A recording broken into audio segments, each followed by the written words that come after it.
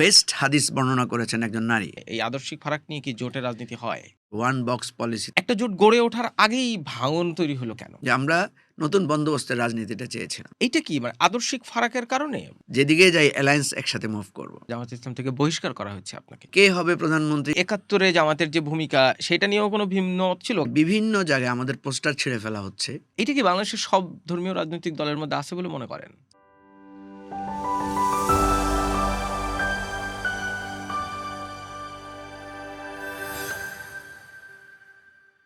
ভোটের রাজনীতিতে জোটের সমীকরণ। নির্বাচন ঘনিয়ে আসতে থাকলেই বাংলাদেশের রাজনৈতিক বাস্তবতায় নানান রকম জোটের সমীকরণ দেখা যায়। আগামী নির্বাচনকে কেন্দ্র করেও একটি ১১ দলীয় জোট হওয়ার কথা ছিল, যেটি সাধারণত আমরা যতদূর জানি রাজনৈতিকভাবে ধর্মভিত্তিক রাজনৈতিক দলগুলোর একটি জোট। কিন্তু শেষ পর্যন্ত সেই জোটেও ভাঙন দেখা গেছে। এর পাশাপাশি ধর্মভিত্তিক রাজনৈতিক দলগুলোর রাজনীতি এবং আগামীর বাংলাদেশের প্রত্যাশা, এই বিষয়গুলো নিয়ে আমাদের কথা বলার জন্য আমাদের আজকের পডকাস্ট কথা চলুক আমরা আমন্ত্রণ জানিয়েছি আমার বাংলাদেশ পার্টির চেয়ারম্যান জনাব মুজিবুর রহমান মঞ্জু। জনাব মঞ্জু, আপনাকে আমন্ত্রণ জানাচ্ছি কথা চলুকে। শুরুটা করতে চাই একটু অন্যভাবে। আপনার জন্ম ১৯৭১ সালের ১৬ই ডিসেম্বর, যেদিন বাংলাদেশ জন্ম নিয়েছিল। বাংলাদেশের বয়স যা আপনার বয়সও তা। ইদানিং অনেকে শুনি বাংলাদেশের বিজয় দিবস নিয়ে প্রশ্ন তোলেন যে ১৬ই ডিসেম্বর বাংলাদেশের বিজয় দিবস না। আপনার ব্যক্তি অবস্থান এবং আপনার দলের অবস্থান জানতে চাই। প্রথম কথা হচ্ছে আপনি আমার জন্মদিবস ফলো করেছেন, সেজন্য ধন্যবাদ। ১৬ই ডিসেম্বর বাংলাদেশের বিজয় দিবস, এটা স্বীকৃত এবং এটা মানে এটা আমাদের রাষ্ট্রীয়ভাবে এটা স্থাপিত। সুতরাং এটাকে নিয়ে প্রশ্ন তোলার সুযোগ নাই। প্রথম কথা হচ্ছে এটার ফুল স্টপ। হ্যাঁ, কেউ কেউ তার আর্গুমেন্ট দিতে পারে, কেউ কেউ বিভিন্ন কথা তুলতে পারে, সেটা ভিন্ন আলাপ।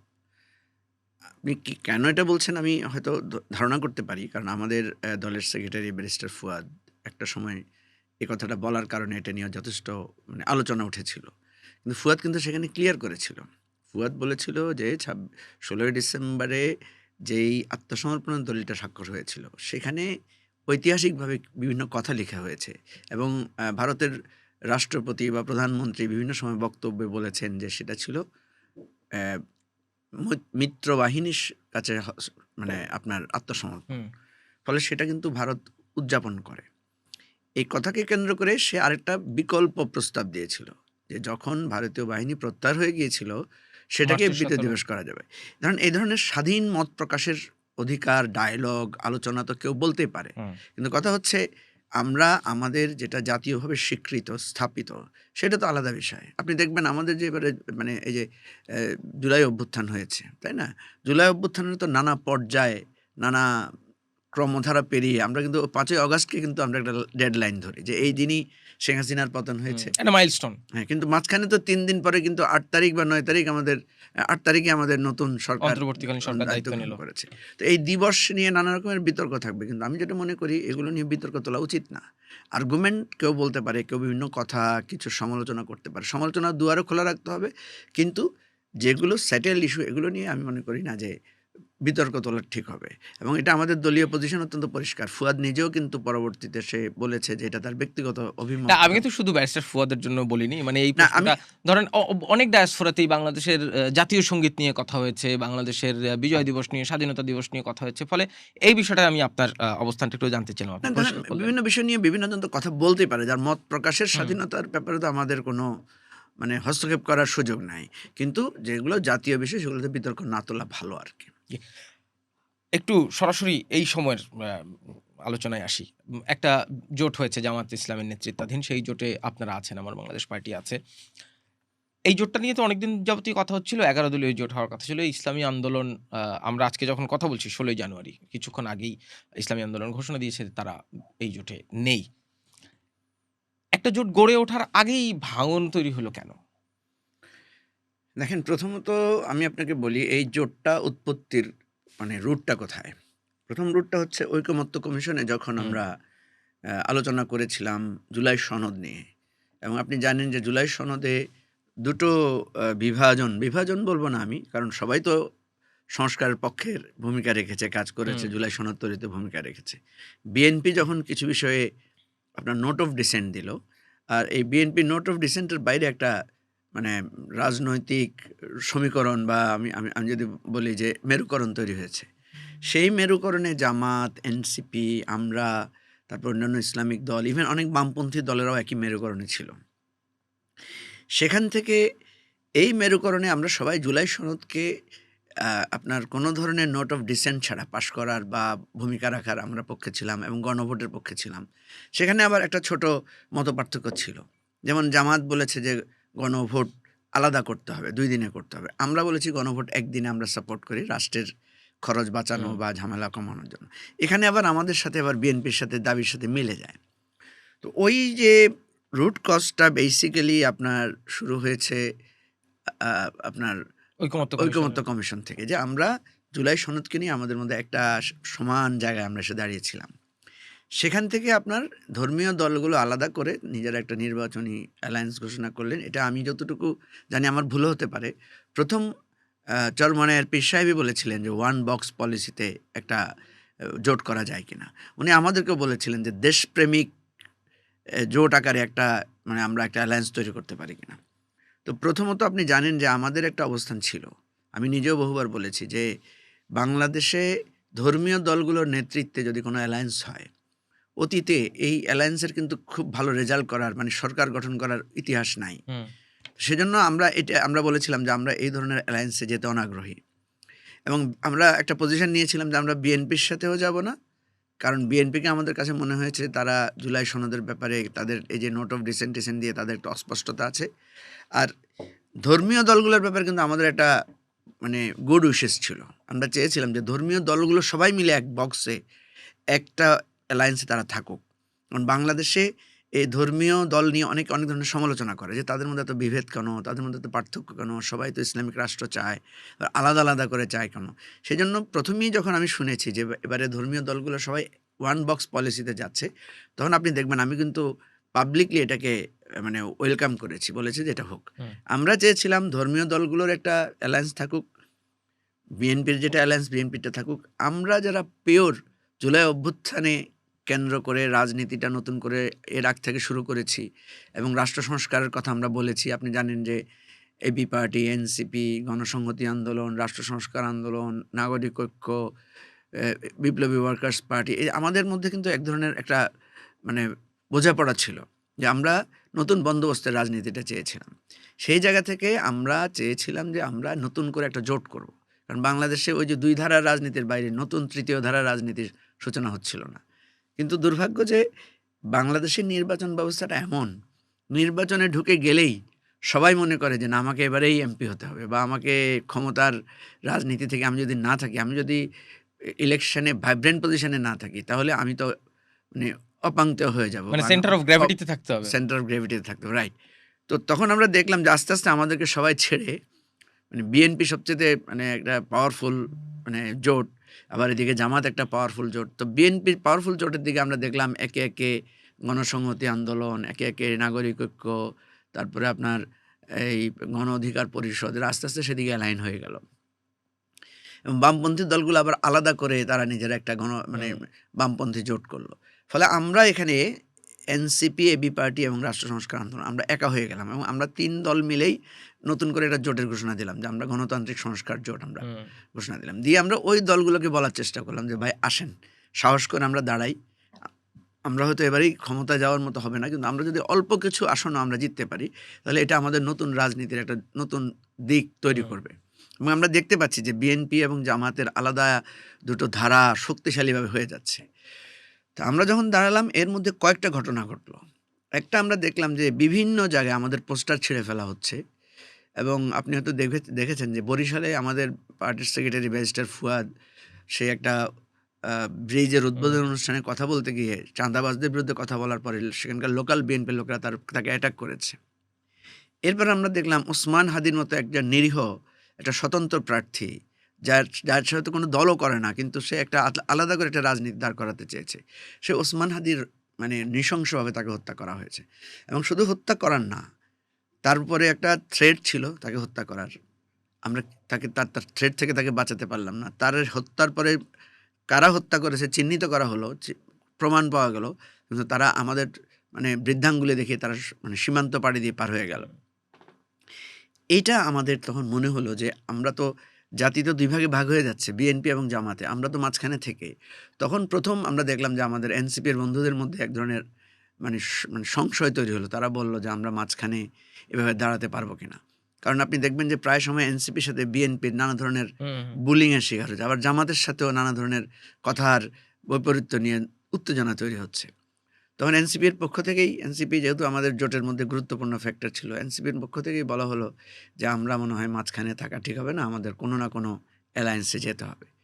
তো যেহেতু আমরা একটা অ্যালায়েন্স করেছি, আমাদের একটা নীতি ছিল যে আমরা যেদিকে যাই অ্যালায়েন্স একসাথে মুভ করব। কিন্তু রাষ্ট্র সংস্কার তো গেল না পরে। হ্যাঁ, এটা আমি আপনাকে বলছি ঘটনাটা। তো আমরা তখন চিন্তা করলাম যে তাইলে আমরা কি করব? আমরা ডায়ালগ শুরু করলাম। বিএনপির সাথেও ডায়ালগ করলাম, জামাতের সাথেও ডায়ালগ করলাম। বিএনপির সাথে ডায়ালগ করে আমরা দেখলাম যে ওসমান হাদি হত্যার বিচার, তারপরে জুলাই সনদ সহ আরও অন্যান্য বিষয়। আর একটা বিষয় তো থাকেই, যেকোনো অ্যালায়েন্সে গেলে আপনার আসন সমঝোতার একটা হুম। ব্যাপার তো থাকেই। এই ৩ ফ্যাক্টরে আমরা দেখলাম যে বিএনপির সাথে আলোচনাটা ভালো করে এগোলো না। পরে এনসিপি জামাতের সাথে আলোচনাটা শুরু করলো। তো আমরা যখন এই বিএনপি জামাতের সাথে আলোচনা করলাম, তখন আমরা রাষ্ট্র সংস্কার, এবি পার্টি এবং এনসিপি আমরা একসাথে বসে আলোচনা করলাম। রাষ্ট্র সংস্কারের সমস্যা হচ্ছে তাদের আহ, দলীয় নিবন্ধন নাই। তা আমরা যদি একসাথে নির্বাচন করি ৩ দল, হুম। তাহলে ওনাদেরকে হয় আমাদের মার্কা নিয়ে অথবা এনসিপির মার্কা নিয়ে ইলেকশন করতে হবে। ওনারা ভাবছেন যে আমরা এই মার্কা নিয়ে ইলেকশন করব না। ওনারা একটা স্বতন্ত্র চিন্তা করছেন যে কীভাবে করবেন। তো এই জায়গাগুলি নিয়ে জটিলতা হলো। হুম। তারপরে যখন এনসিপির পক্ষ থেকে জানানো হলো যে তারা জামাতের সাথে জোট করার জন্য আগ্রহী, তখন তারা আমাদের ২ দলকেই বলল যে এই ব্যাপারে আমরা আসলে সরি, আমরা চেয়েছিলাম মাঝখানে দাঁড়াতে, কিন্তু আমাদের নানা পরিস্থিতির কারণে আমাদের কাছে মনে হচ্ছে যে আমাদের একটা শক্তিশালী জোটের সাথে অ্যালাইন হুম। হওয়া দরকার। তখন রাষ্ট্র সংস্কার আন্দোলন বলল যে না, আমরা এটাতে আগ্রহী না। হুম। তো এই প্রেক্ষিতে আমরা আমাদের পার্টির সেন্ট্রাল কমিটি মিটিং ডাকলাম। মিটিংয়ে দীর্ঘ আলোচনা হলো। আমরা অনাগ্রহ সত্ত্বেও যে এই জোট, যেকোনো জোট, শুধু আমি বলছি না যে জামাত জোট বা বিএনপি, আমি বলছি যেকোনো জোটে যাওয়ার ব্যাপারে আমাদের দলের কিন্তু একটা অনাগ্রহ ছিল শুরু থেকে। কিন্তু আমরা যখন দেখলাম যে আমাদের জোট সঙ্গীরা ভাবছেন রাষ্ট্রীয় ব্যবস্থাপনা এরকম হচ্ছে, রাজনীতিতে একা হয়ে যাওয়ার একটা ঝুঁকি আছে, তখন আমরা কম্পারেটিভলি বেটার মনে করে আমরা এই এখন যে ১০ দলীয় বা ১১ দলীয় যে নির্বাচনী ঐক্যের কথা আপনারা বলছেন, এবি পার্টি এবং এনসিপি, আমরা তাদের সাথে একটা সমঝোতার আলোচনা আমরা শুরু করলাম। এই যে ইসলামী আন্দোলন বের হয়ে গেল, আ এইটা কি মানে আদর্শিক ফারাকের কারণে? মানে আদর্শিক ফারাকের কারণে কি ধর্মভিত্তিক রাজনৈতিক দলগুলোর এই জোটবদ্ধ থেকে রাজনীতি করা, নির্বাচন করা একটু কঠিন বাংলাদেশে? কারণ নানান রকম ধর্মীয় চিন্তা, ধর্মীয় ধারার অবস্থান আছে। ইসলামী আন্দোলন এবং জামাতের ইসলামী আদর্শের জায়গায় কোনো ফারাক নাই। ঠিক আছে? কিন্তু তাদের না, আমি এটা কেন নীতিগত বলছি?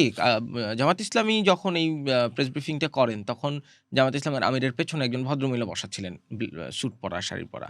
হুম, এবং সেই ছবিটা দিয়ে ফেসবুকে আমি অসংখ্য পোস্ট দেখেছি যারা বলছেন যে আ উম একজন বেপর্দা নারী বসে আছেন, একজন নারী কেন এখানে থাকবেন? সুতরাং এই জোটে না গিয়ে ভালো করলাম। ফলে এইটা কি এক ধরনের মানে ভাবনার ফারাক কিনা? এই ভাবনার ফারাক নিয়ে, এই আদর্শিক ফারাক নিয়ে কি জোটের রাজনীতি হয়? না, এটা খুব কঠিন। আপনি যেটা বলেছেন এটা আমাদের দেশের প্র্যাকটিক্যাল প্রবলেম। যেমন দেখেন, জামাত সহ আমরা ১০ দল যেদিন বসলাম গত পরশুদিন, আগের দিন, হুম। সেখানে কিন্তু আমি বলেছি যে আমাদের এই অ্যালায়েন্সের মধ্যে কিন্তু নারী প্রার্থী কম। আমাদের কিন্তু বেশ কিছু পটেনশিয়াল নারী প্রার্থী বিভিন্ন দলের ছিল। কিন্তু আরেকটা প্র্যাকটিক্যাল প্রবলেম হচ্ছে এই যে নারী প্রার্থীদের, যেমন ধরেন আমাদের দেশে প্রথাগত কিছু ব্যাপার আছে। কিছু ব্যাপার কি, যেমন আমাদের প্রার্থীরা দেখবেন প্রত্যেক মসজিদে গিয়ে ভোট চায়। ধর্মীয় মাহফিলগুলোতে গিয়ে ভোট হুম। চায়। তা আমাদের দেশে কোনো নারী কোনো ধর্মীয় মাহফিলে গিয়ে ভোট চাইতে গেলে আমি চাওয়ার মধ্যে কোনো ত্রুটি দেখি না, দোষ দেখি না।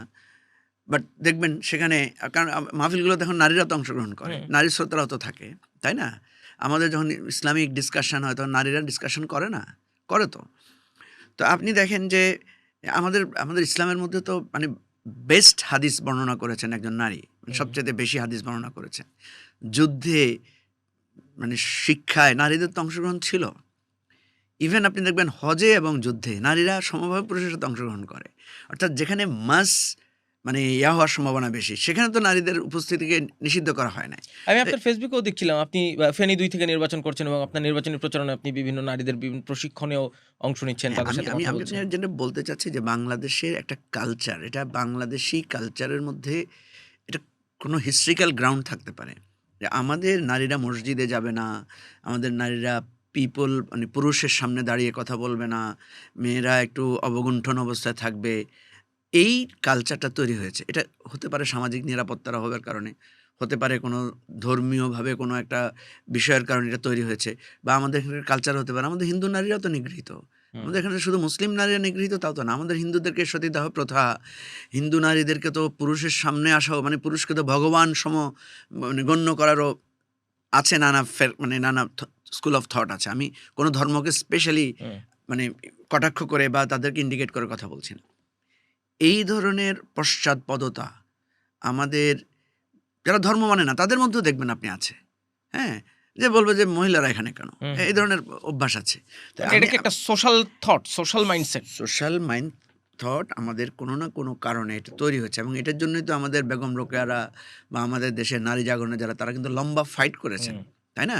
সো এটাতে স্পেশালি কাউকে ইন্ডিকেট করাটা আমি মনে করি এটা এক ধরনের আবার পুরো সাধুতা হবে না।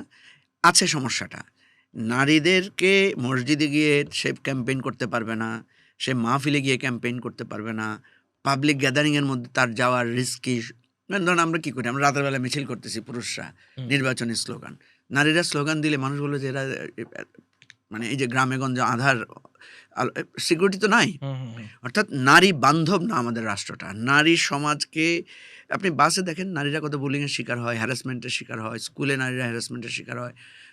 এখন তো অনেক ভালো আছে, আমরা ছোটোবেলায় দেখেছি আমাদের বোনরা যখন স্কুলে যেত, কলেজে যেত, প্রচুর পরিমাণ মানে আপনার টিজিংয়ের শিকার হতো, ইফটিজিংয়ের শিকার হতো। ইফটিজিংটা তো খুব ব্যাপক মাত্রায় ছিল, এখন সচেতনতার কারণে অনেক কমে এসেছে।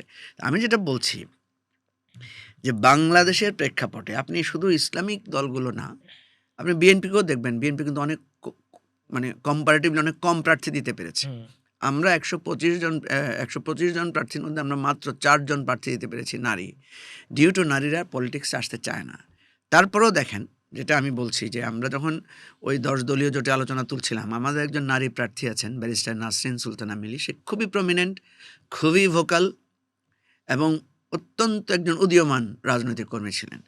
এখন আমরা যখন তার কথাটা বললাম যে তাকে জোট থেকে এখানে নমিনি করা হোক, কিন্তু কম্প্যারিজনে আসলো যে আপনাদের দল তো শক্তিশালী না, ওখানে তো আপনার ভোট বেশি পাবেন না, আপনাদের সংগঠন তো, আমাদের প্রার্থী অনেক প্রমিনেন্ট, অনেক পরিচিত, আমাদের কেন্দ্রভিত্তিক কমিটি আছে। তো এই কম্প্যারিজনে তো আমি আর টিকতে পারি না।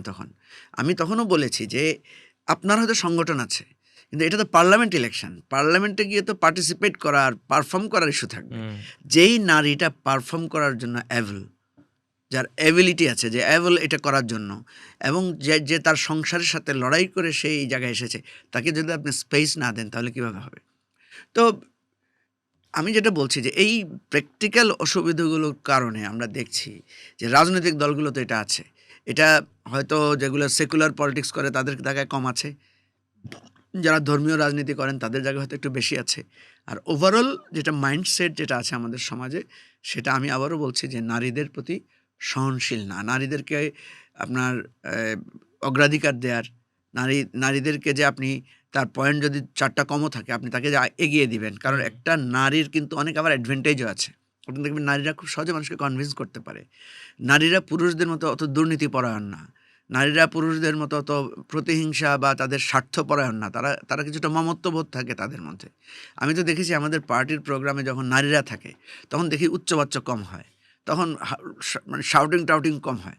যখনই দেখা যাবে যে শুধু পুরুষরা বসছেন তখন ব্যাপক শাউটিং, ব্যাপক মানে বিশৃঙ্খলার সুযোগ থাকে। আপনার এই যে মডারেট ভাবনা নারীদের নিয়ে, এটা কি বাংলাদেশের সব ধর্মীয় রাজনৈতিক দলের মধ্যে আছে বলে মনে করেন? মানে ধরেন জামাত ইসলামের মতো একটা বড় দলেও কোনো একজনও নারী প্রার্থী নাই। হ্যাঁ, জামাতকে আমরা নোটিস করেছি। সেদিন একটা অনুষ্ঠানে জামাতের একজন প্রার্থী ছিলেন সাইফুল আলম মিলন, উনি ওখানে বক্তব্য রেখেছেন সিপিডির একটা প্রোগ্রামে, উনি স্বীকার করেছেন। দেখেন জামাত কিন্তু একসময় জামাতে কিন্তু নারীরা সবসময় ছিল, একদম তাদের শক্তিশালী ফিমেল উইং আছে, ইভেন একদম প্যারালাল। আপনি যদি জামাতের সদস্য সংখ্যা দেখবেন মোর দেন মানে লেস দেন 50 আর প্লাস 50 এরকম পরিমাণে তাদের আছে। কোনো নারী জামাত ইসলামে কখনো আমির হতে পারবে না? হ্যাঁ, এটা একটা বেসিক কোশ্চেন।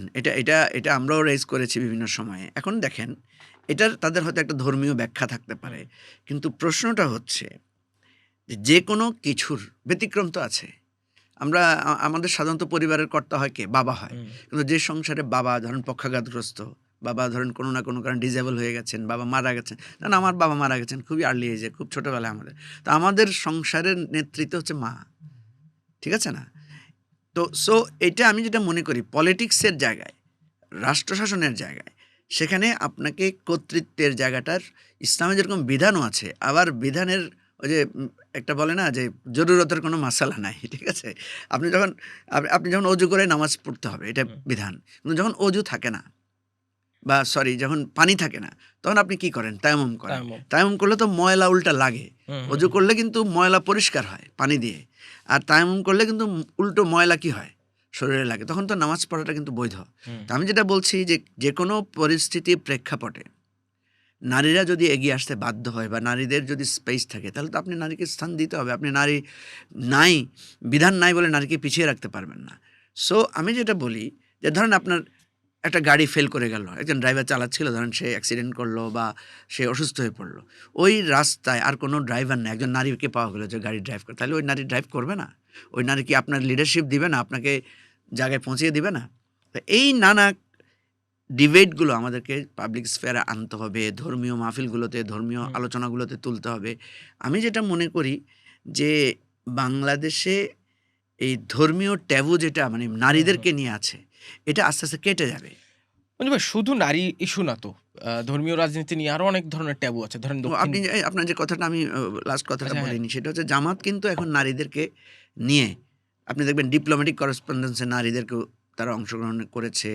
এখন তাদের বিভিন্ন ট্যুরে তারা নারীদেরকে অংশগ্রহণ নিচ্ছে, এবং হয়তো দেখবেন সামনে তাদের নির্বাহী কমিটি বা তাদের শুরা মিটিংয়ে নারীরাও অংশগ্রহণ করছে একই সাথে বসে। এটা হয়তো করবে। এখন কথা হচ্ছে আগে কেন করেনি?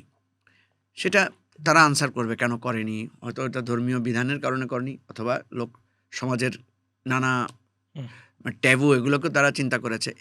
এটা হতে পারে না। আমার কথা হচ্ছে আমি চাই যে ধর্মীয় দলগুলোতেও নারীদের তাদের যে নারীরা আছে তারাও তাদেরকে অংশগ্রহণ করতে দেওয়া হোক, তারা আসুক পাবলিকলি।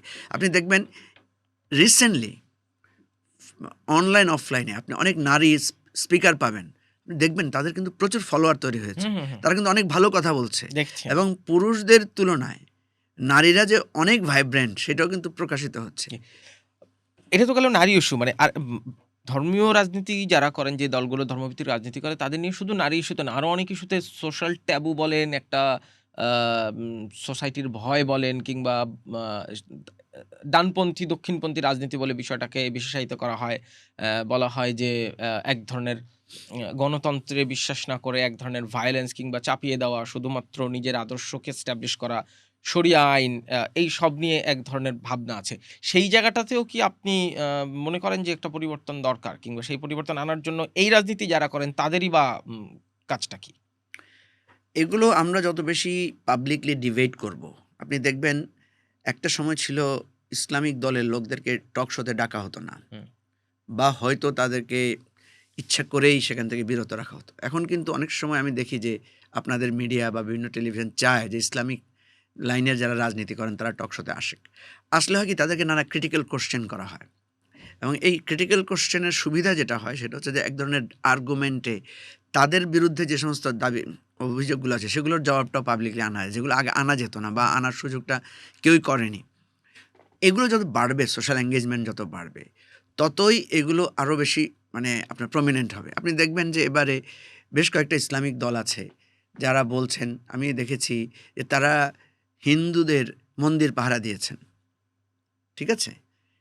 তারা আপনার হিন্দু প্রার্থী দিয়েছেন ইলেকশনে, তারা হিন্দু বৌদ্ধ খ্রিস্টান ঐক্য পরিষদের লোকদের সাথে সম্প্রীতি সভা, তাদের ধর্মীয় অনুষ্ঠানে গিয়ে শুভেচ্ছা বিনিময় করেছেন। তো ইটস এ ডেভেলপমেন্ট, এবং এটা কিন্তু ক্রনোলজিক্যালি আরও বাড়বে। আমি সমালোচনা না করে এটাকে উৎসাহিত করার পক্ষে, যে তোমরা আগে করো নাই কেন, তোমরা সেখানে গেছো কেন, তোমাদের ধর্ম ঠিক আছে কিনা, তোমরা এই মূর্তি পাহারা দিতে পারো কিনা, এই ধরনের প্রশ্ন না তুলে আমি বরং উৎসাহিত করতে চাই যে আমাদের যেই ধর্ম সহিষ্ণুতাটা আমাদের সমাজে দরকার সেটা আসা উচিত। কারণ কোনো ধর্মেই এটা পড়িনি যে অপর ধর্মকে অপমানিত করার মধ্যে যুক্তি আছে। কোনো ধর্মে এই নির্দেশিকা নাই। আপনি একসময় ছাত্র শিবিরের রাজনীতি করতেন, এরপরে জামাত ইসলামের রাজনীতি করেছেন, জামাত ইসলাম থেকে বহিষ্কার করা হয়েছে আপনাকে। কি কারণে বহিষ্কার করা হয়েছিল? আমি নানান জায়গায় পড়ি যে এক ধরনের সংস্কারপন্থী মনোভাব রাখার জন্য। আসলেই কি তাই কিনা? এখনকার জামাত শিবিরের রাজনীতি কিভাবে দেখেন? হ্যাঁ, না এটা তো আমি এটা তো একটা পুরনো কথা। আপনি অসংখ্যবার বলেছেন, তারপরও পুরনো আরেকবার কথা জিজ্ঞেস করলাম। সেটা হচ্ছে সংক্ষেপে যে যদি একটু বলেন। জামাতের যে সদস্য হওয়ার নিয়ম, জামাতের সংবিধানে আছে যে একজন সদস্যের সদস্যপদ বাতিল হতে পারে। হুম, জামাত কিন্তু কাউকে বহিষ্কার শব্দটা ব্যবহার করে না। হুম, কারণ জামাতের অনেকগুলো অ্যারাবিক টার্ম আছে। যেমন না আমির বলে, হুম, অন্যরা বলে সভাপতি, জামাত বলে আমির। আমির। তো জামাতে বহিষ্কার না বলে সেটাকে বলা হয় সদস্যপদ বাতিল। হুম, তো যেমন একটা দল দেখবেন কাউকে বহিষ্কার করে, আবার তার বহিষ্কারাদেশ হুম, প্রত্যাহার হুম, করে। হুম। আবার কেউ বহিষ্কার করে, সে যদি আবার এসে দলে অ্যাপোলজি চায় তাকে আবার ফিরিয়ে আনে। এই ধরনের বহিষ্কারাদেশ আছে, প্রত্যাহার করে। প্রত্যাহার করে। জামাতের সিস্টেমটাও তাই। তার সদস্যপদ বাতিল করা হয়। বেশিরভাগ ক্ষেত্রে বেশিরভাগ সদস্যরা আবার তাদের সদস্যপদ ফিরে ফিরে পান। পান। কেউ আর ফিরে পান না। আমাকে একটা এক্সট্রাঅর্ডিনারি কারণে বাতিল করা হয়েছে, যেটা সাধারণত জামাত করে না। জামাতে সাধারণত জামাতে যদি ১০০ জন লোকের সদস্যপদ বাতিল হয়, তার মধ্যে বেশিরভাগই হয় নানা ধরনের শৃঙ্খলা বহির্ভূত কার্যক্রম, নৈতিক স্খলন, নানা ধরনের হুম। বিষয় থাকে। আমারটাকে বলা হয়েছে যে আমি দলের মানে সংস্কার চেয়েছি, দলের মানে নীতির সাথে আমি বিরোধ করেছি এবং এটা একটা শৃঙ্খলা ভঙ্গ। এটা কিন্তু ঠিক আছে। অ্যাজ পার জামাতের কনস্টিটিউশন আমার বিরুদ্ধে যে অ্যালিগেশন, এই অ্যালিগেশনটা মানে সাম সর্ট অফ কারেক্ট। কেন কারেক্ট? কারণ আমি দলের বিভিন্ন বিষয়ে পাবলিকলি আলোচনা তুলেছি। সে আলোচনাগুলো কি তুলেছি? আলোচনা তুলেছি যে জামাত একটা ইসলামিক দল। ইসলামিক দল হয়ে সে যখন প্রচলিত রাজনীতির সাথে কাজ করে, তখন ইসলামের সাথে কিছু বৈসাদৃশ্যপূর্ণ হুম, সংঘাত তৈরি হয়। সেই সংঘাতটা কি আমি আপনাকে বলি। যেমন জামাত ইলেকশন করে তার তার স্ফেয়ারে, তার স্ফেয়ারের নিয়ম হচ্ছে যে আপনি কোনো প্রার্থী হতে পারবেন না। আপনি গ্রুপিং মানে ভোট চাইতে পারবেন না। ঠিক আছে? স্ট্রংলি এটা প্রহিবিটেড। হুম, বাট আপনি যখন পলিটিক্সে আসছেন, মানে এটা কিন্তু ইসলামিক সংগঠন আকারে হুম, জামাত হুম, করে হুম, তার দলের মধ্যে। হুম। কিন্তু সে যখন পাবলিক পলিটিক্সে আসে তখন সে নির্বাচনে দাঁড়ায়, ভোট চায়, ভোটের জন্য ক্যাম্পেইন করে। এই ২ টা বিষয়ের মধ্যে আমি জাস্ট উদাহরণ, হুম, আরো হুম, অনেকগুলো বিষয় আছে। আমি জাস্ট উদাহরণ আকারে বলছি। আমার ডিবেটটা ছিল এখানে যে জামাতের একটি ইসলামী আন্দোলনের চরিত্র, ইসলামের চরিত্রের সাথে এই রাজনৈতিক চরিত্রটার একটা সংঘর্ষ এক তৈরি হয়। Conflict of interest. কনফ্লিক্ট হয় যে কিরে আপনি তো কোনো পদ চান না, আপনি কোনো কিছু চান না। এখানে এসে আবার আপনি চাচ্ছেন। এখানে এসে আপনার ভোটাভুটি চাচ্ছেন, পোস্টার ছাপাচ্ছেন, মিছিল হুম, করছেন, হুম, অমুক ভাই এগিয়ে চলো, অমুক ভাইকে ভোট দিন বলছেন। আমি বলেছি জামাতের এই ২ টা জায়গার মধ্যে একটা ক্লিয়ার পজিশন থাকা উচিত। হয় জামাতকে ফুল ফ্লেজেড পলিটিক্যাল পার্টি আকারে থাকা উচিত, হুম। আদারওয়াইজ ফুল ফ্লেজেড ইসলামিক সংগঠন আকারে। আমি এই ডিবেটটা ওপেন করেছি। আমার আর্গুমেন্ট ছিল যে দলের এই জায়গাটায় ডিবেটটা আমি আর্গুমেন্টটা তুলতে পারি। হুম। কারণ আমি একজন শুরা মেম্বার। আমি পার্টির ভালো খারাপ বলার জন্য এখতিয়ার প্রাপ্ত। আমি শপথবদ্ধ যে পার্টির কোনো খারাপ ভালো আমি তুলে ধরতে পারবো। কিন্তু জামাত বলেছে যে না আপনার এটা কারণে শৃঙ্খলা নষ্ট হচ্ছে। আমি কিন্তু এটা এগ্রি করে নিয়েছি। হুম। আমাকে মানে যখন অ্যাকর্ডিং টু দি কনস্টিটিউশন আমাকে দে হ্যাভ যখন ডিসাইডেড। বহিষ্কার করেছে, আমি বহিষ্কারাদেশ প্রত্যাহারের জন্য আবেদনও করি নাই এবং বহিষ্কারাদেশ প্রত্যাহারের বিষয়ে আমি আর আগাইও নাই। আমি আমার যে রাজনৈতিক চিন্তা থেকে আমি একটা পিওর পলিটিক্যাল পার্টি। এটার সাথে জামাতের কোনো বিরোধও নাই, কোনো সম্পর্কও নাই। আপনার এই সংস্কারের ভাবনার মধ্যে কি ৭১ এ জামাতের যে ভূমিকা সেটা নিয়েও কোনো ভিন্নমত ছিল? কারণ এবি পার্টির উপদেষ্টা ছিলেন ব্যারিস্টার রাজ্জাক। তিনি ২০১৮ সালে যখন আমি যদি ভুল না করি, হ্যাঁ, ২০১৮ সালে জামাত ইসলামের ৭১ এর ভূমিকা নিয়ে ভিন্নমত পোষণ করেছেন এবং তারপরে তিনিও জামাত ইসলাম কার্যত ত্যাগ করেছেন। অ্যাসিস্ট্যান্ট সেক্রেটারি জেনারেল ছিলেন। এই জায়গাটাও কি আপনার ভাবনার মধ্যে ছিল? হ্যাঁ, এটা আমার ভাবনা না শুধু। এটা জামাতে প্রথম থেকেই ছিল। আপনি জানেন যে জামাতের খুবই পাওয়ারফুল ছাত্র সংগঠন ছিল ছাত্র সংঘ। ইসলামী ছাত্র সংঘ। ইসলামী ছাত্র সংঘ যখন স্বাধীনতা উত্তর পরিস্থিতিতে নতুন করে যাত্রা শুরু করে তখন তাদের নামটা পরিবর্তন করে করা হয়েছে ইসলামী ছাত্র শিবির। হুম, ঠিক আছে? এটা কিন্তু দলের গণতান্ত্রিক সিদ্ধান্তের ভিত্তিতে হয়েছে হুম, এবং এটা করা হয়েছিল এইজন্য যে মানে ছাত্র সংঘের সাথে 71 এর একটা লেগেসি কোনো না কোনোভাবে পারসেপশন আকারে সেটা ছিল। হুম, তো সুতরাং 71 ইস্যুটা জামাতের মধ্যে অনেক আগ থেকেই এই বিতর্কটা ছিল যে 71 এ জামাতের যে ভূমিকাটা ছিল এই ভূমিকাটা নিয়ে একটা পাবলিকলি এটার একটা পলিটিক্যাল ব্যাখ্যা জামাতকে দিতে হবে। তা আমরা এই আলোচনাটা তুলেছিলাম। এটা তো খারাপের জন্য তুলি নাই ভাই। এটা তো তুলেছি যে আমরা যখন প্র্যাকটিক্যালি কাজ করতে যাই তখন এই বাধাটা আসে, প্রশ্নটা আসে। এই প্রশ্নটার জবাব যদি আমরা জামাত তো একটা পিওর ইসলামিক মুভমেন্ট, একটা ideology based political party. So একটা খটকা থাকলে সে খটকাটা তুলতে হবে না, সে খটকাটা আলোচনায় তুলতে হবে না। তা আমরা তুলেছি এই জায়গায় যে 71-এ জামাতের পজিশনটা কারেক্ট ছিল কিনা। যদি সেটা কারেক্ট থাকে ওয়াইজ আমরা বলবো ইয়েস উই আর কারেক্ট, আমরা প্রাউডলি বলবো। আর যদি আমরা দেখি যে কারেক্ট ছিল না, তাহলে আমরা সরি বলবো, আমরা বলবো যে না, এটা আমাদের এই কারণে ভুল হয়েছে। এটা সিম্পল, দ্যাটস। এখন দেখেন, জামাত কিন্তু ইতিমধ্যে 3বার অ্যাপোলজি চেয়েছে। জামাতের নিজের বক্তব্য, আমার বক্তব্য না। জামাত বলছে হ্যাঁ, আমরা বিভিন্ন সময় এটার জন্য অ্যাপোলজি চেয়েছি। হ্যাঁ, আমি ৩ বারের বক্তব্যই আমি শুনেছি। মানে প্রত্যেকবারই বলা হয়েছে ১৯৪৭ থেকে এখন পর্যন্ত আমাদের কোনো কাজে যদি কেউ আপনারা কষ্ট পান তাহলে আমরা নিঃশর্ত ক্ষমা চাই। আপনি কখনো শুনেছেন যে সুস্পষ্টভাবে জামায়াত বলেছে ১৯৭১ সালে আমাদের যে অবস্থান ছিল কিংবা যে অভিযোগগুলো আমাদের বিরুদ্ধে তোলা হয় সেই কারণে আমরা দুঃখ প্রকাশ করছি? না, মানে আপনি যে খটকার কথা বলেছেন সেই খটকার সমাধান হয়েছে? আমি খটকাটা সমাধান হয় নাই, কিন্তু এই খটকাটা ম্লান হয়ে গেছে। কেন হয়েছে আমি বলি, যে জামাত বাংলাদেশের রাজনীতিতে, আমি আপনাদের এই যে আমি এখানে আপনাদের কথা বলছি না, আপনারা যদি কেটে কেটে দেন না, তখন কিন্তু কনফিউশন তৈরি হয়। এজন্য আমার অনুরোধ থাকবে, আমার বক্তব্যটা পুরোটা যদি দেন তাহলে ভালো হয়। কোনো অংশ কেটে দিলে হবে কি, তখন আমার কথাটা খণ্ডিত অংশ যাবে এবং ভুল বোঝাবো যাবে, মিসইনফরমেশন হয়, মিসগাইডেড হয়। আমি আপনাকে বলি, 1971 সালে আমাদের অঙ্গীকার কি ছিল? আমাদের রাষ্ট্রটা বৈষম্যহীন হবে, সৎ যোগ্যরা নেতৃত্ব দিবে, প্রশাসনে সততার ভিত্তিতে নিয়োগ হবে, আমাদের দুর্নীতি হবে না। এই মানে একটা বিরাট উইশ, এক কথায় সাম্য, মানবিক মর্যাদা এবং সামাজিক ন্যায় বিচার হবে। এখন দেখেন, যারা মুক্তিযুদ্ধে নেতৃত্ব দিয়েছে, মুক্তিযুদ্ধের নেতৃত্ব দিয়ে যারা মুক্তিযুদ্ধকে ওন করে বা এটাকে মাথার সামনে রেখে ক্ষমতা এসেছে, মানুষ খুব অল্প সময় দেখলো যে তারা তো তাদের অঙ্গীকার ভঙ্গ করেছে, তারা দুর্নীতি করছে, তাদের দুর্ভিক্ষের জন্য তারা দায়ী, তারা সন্ত্রাস করছে, তারা গণতন্ত্র ধ্বংস করছে, বাকশাল কায়েম করছে, পত্রিকা বন্ধ করে দিচ্ছে, দিনে দুপুরে ডাকাতি করছে, তুলে নিয়ে যাচ্ছে, ব্যাংক ডাকাতি করছে, তাই তো? কিন্তু অন দি আদার হ্যান্ড, জামাতকে যখন বলা হচ্ছে যে তারা স্বাধীনতা বিরোধী, তারা মুক্তিযুদ্ধের বিরুদ্ধে ছিল, কিন্তু জামাতকে লোকেরা কি দেখছে যে তারা নামাজ পড়ছে, তারা ভালো ভালো কথা বলছে, তাদের রাজনীতিতে কোনো বিরোধ নাই, তাদের মধ্যে কোনো সংঘাত নাই, তাদের সিস্টেমেটিক্যালি তাদের সংগঠন চলছে। ফলে আপনি জামাতকে বলছেন সে মুক্তিযুদ্ধ বিরোধী, কিন্তু মানুষ দেখছে আরে মুক্তিযুদ্ধের যে অঙ্গীকার, এর সাথে দেখি জামাতের মানে চরিত্রে মিল আছে। ফলে জামাত বাংলাদেশের রাজনীতিতে স্পেস পেয়েছে, রাজনীতিতে ফুলে ফলে সুশোভিত হয়েছে। এরপরে তার যখন শক্তি তৈরি হয়েছে, তখন তার সাথে বিএনপি ঐক্য করেছে, তার সাথে জাতীয় পার্টি ঐক্য করেছে, তার সাথে আওয়ামী লীগ ঐক্য করেছে। গণতান্ত্রিক আন্দোলনে জামাত একটা ফ্যাক্ট বা একটা ফ্যাক্টর, ঠিক আছে? এবং দেখেন, গত জুলাই অভ্যুত্থানে জামাতের অবদান তো মানে অসাধারণ অবদান জামাতের। এই সামগ্রিক কারণে কি ৭১-এ আপনি জামায়াত ইসলাম করেন না এখন, সুতরাং আপনার এই প্রশ্নটা করা মানে বারবার এই প্রসঙ্গ আনা ঠিক হচ্ছে না। বাট প্রসঙ্গক্রমে জানেন মানে এই আপনি যে ব্যাখ্যা দিলেন, এই ব্যাখ্যার কারণে কি ৭১-এ জামায়াত ইসলামের যে অবস্থান এবং ভাবনা সেটি কোনো কারণে ম্লান হয়ে যায়?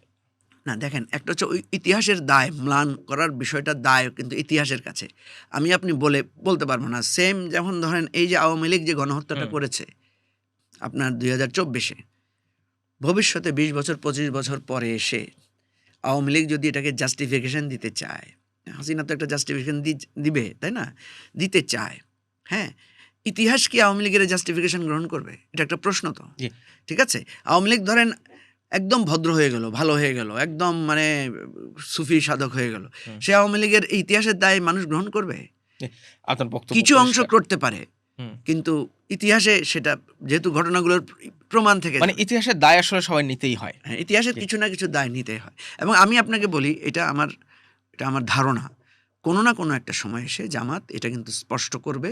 এবং আমার ধারণা, জামাত যদি কখনো বাংলাদেশের রাষ্ট্র ক্ষমতা আসে, দেখবেন তারা ৭১-এর জন্য একদম পরিষ্কার করে তাদের অবস্থানটা তারা ক্লিয়ার করবে। একদম ২০২৬-এ চলে আসি আবার, এই কয়েকদিন পরে নির্বাচন, ১২ই ফেব্রুয়ারি। হাইপোথেটিক্যাল কোয়েশ্চেন, আপনাদের জোট যদি ক্ষমতায় আসে, প্রধানমন্ত্রী কে হবেন? দেখেন, আমাদের জোটটা কিন্তু একটা নির্বাচনী জোট। আমরা এখনো কিন্তু স্পষ্ট করে বলেছি, সে ইলেকট্রাল অ্যালায়েন্স। এবং এটা জোটও বলি নাই, আমরা বলেছি এটা ইউনিটি। আমি কিন্তু পরশুদিনের মিটিং এটা তুলেছিলাম যে আমাদের এটার বেসিসটা কি হবে। সো এটা যেহেতু জোট না, সেহেতু এখানে একটা সরকারের রূপরেখা, কে প্রধানমন্ত্রী হবে হবেন না, এগুলো নিয়ে কিন্তু এখন কোনো আলোচনা হচ্ছে না।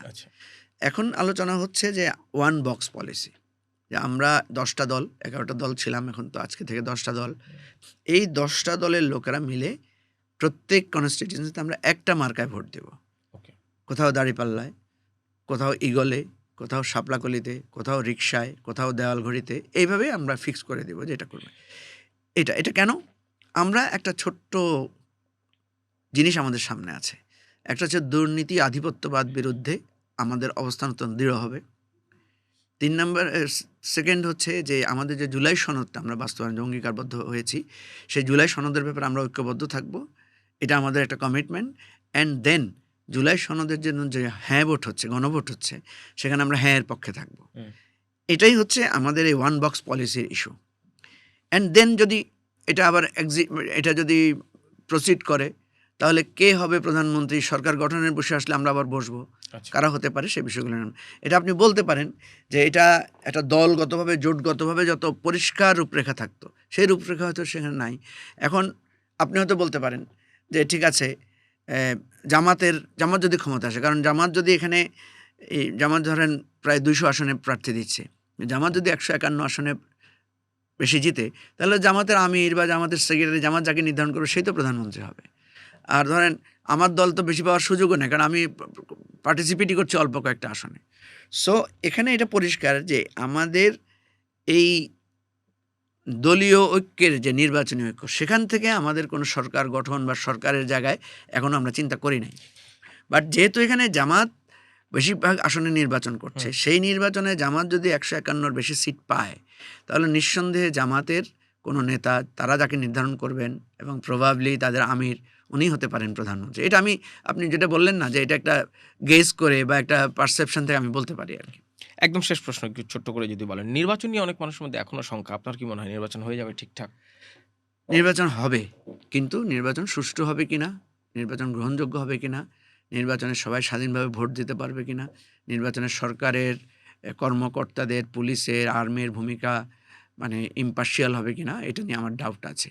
কারণ আমরা এখন পর্যন্ত নির্বাচন কমিশনকে সেভাবে খুব দৃঢ় এবং নিরপেক্ষতা জায়গায় দেখতে পাচ্ছি না। আমরা দেখতে পাচ্ছি যে গরম করে তার সাথে কথা বলতে পারছে, যে বাহাদুরি দেখাতে পারছে, তার প্রভাবটা বেশি। এটা আপনার এই নমিনেশন সাবমিটের সময় আমরা দেখেছি বিভিন্ন জায়গায় যে পাওয়ারফুল প্রার্থীদের নমিনেশন বাতিল করে নাই। কারো 5 মিনিট দেরিতে গেছে, তাকে নমিনেশনই দিতে দেয় নাই। কারো আধা ঘন্টা দেরিতে গেছে, তাকে নমিনেশনই দিতে দেয় নাই। তো এগুলোতে আমাদের কাছে মনে হয়েছে যে আমাদের এই লেভেল প্লেইং ফিল্ড যেটাকে বলা হয়, যে আপনি শক্তিশালী দলগুলোর জন্য একরকম আচরণ, আর যেগুলো সাধারণ দল তাদের জন্য আরেক রকম আচরণ। এই জায়গাটা আমরা শঙ্কিত। নির্বাচন হবে ইনশাল্লাহ, কিন্তু নির্বাচন সুষ্ঠু এবং গ্রহণযোগ্য হওয়ার বিষয়টা পুরোটাই নির্ভর করছে নির্বাচন কমিশনের দৃঢ় ভূমিকা এবং প্রশাসনের ইম্পার্শিয়াল একটা তাদের রোলের উপরে। না, আমরাও প্রত্যাশা করি নির্বাচন সুষ্ঠু হোক, গ্রহণযোগ্য হোক। মঞ্জু ভাই, আপনাকে অনেক ধন্যবাদ আমাদের ধন্যবাদ পডকাস্টে আসার জন্য। আপনার সাথে অনেক কথা বললাম, অনেক প্রশ্ন স্পষ্ট করে উত্তর দিচ্ছেন, এই জন্য আপনাকে আবার ধন্যবাদ জানাচ্ছি। কথা বলছিলাম আমার বাংলাদেশ পার্টির চেয়ারম্যান জনাব মুজিবুর রহমান মঞ্জুর সাথে। বেশ কিছু প্রশ্নের উত্তর সুস্পষ্ট করে উত্তর দিয়েছেন তিনি। আগামীর বাংলাদেশ এবং আসন্ন যে ত্রয়োদশ জাতীয় সংসদ নির্বাচন, সেই নির্বাচন নিয়ে অনেক রকম কথা হলো। ধন্যবাদ আপনাদের সবাইকে এতক্ষণ দেখার জন্য।